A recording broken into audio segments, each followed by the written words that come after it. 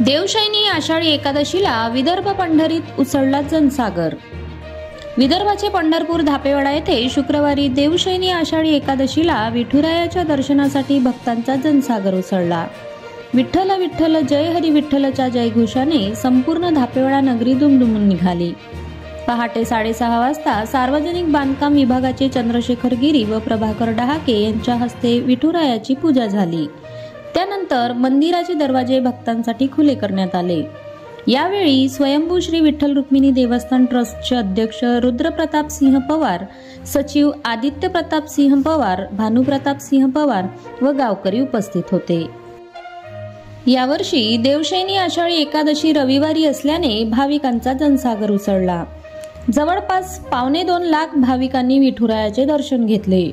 पांढरे धोतर, बंगाली परिधान करून, डोक्यावर भगवी टोपी घालून, हातात टाळ मृदंग घेऊन पालख्यांसोबत जय हरी विठ्ठलच्या गजरात वारकरी पांडुरंगांच्या नामस्मरणात तल्लीन होऊन नाचत होते।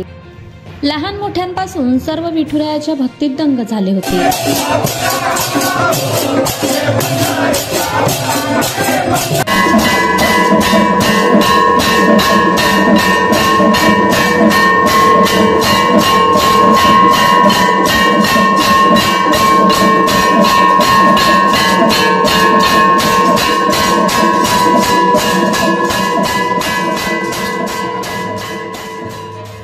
भाविकांसाठी मंदिर देवस्थान, वाकी देवस्थानचे अध्यक्ष प्रभाकर डहाके व तानिया इंडस्ट्रीजचे हनुमान प्रसाद मानसिंगका यांच्या वतीने 3 टन साबुदाण्याचे वितरण करण्यात आले। भाविकांना कोणत्याही प्रकारचा त्रास होऊ नये यासाठी विश्व मानव रुहानी केंद्राचे 200 स्वयंसेवक, कमांडो आर्मी पोलीस स्कूलचे 50, आर्ट ऑफ लिव्हिंगचे 40, बजरंग दल सावनेरचे 50 व सावनेर येथून पायी वारी करणाऱ्या 80 महिलांनी सहकार्य केले। सायंकाळी 5 वाजता कोलबास्वामी मठ, मकरंदपुरी महाराज मठ व वारामाई मठातील दिंड्यांनी नगर भ्रमण केले। त्यातही मोठ्या प्रमाणात गावकऱ्यांनी सहभाग घेतला।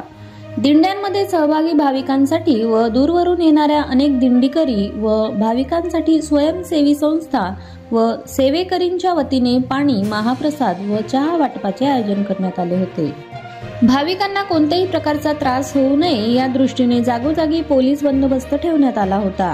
कोणतेही गैरप्रकार होऊ नये यासाठी संपूर्ण परिसरात सीसीटीव्ही कॅमेरे लावण्यात आले होते।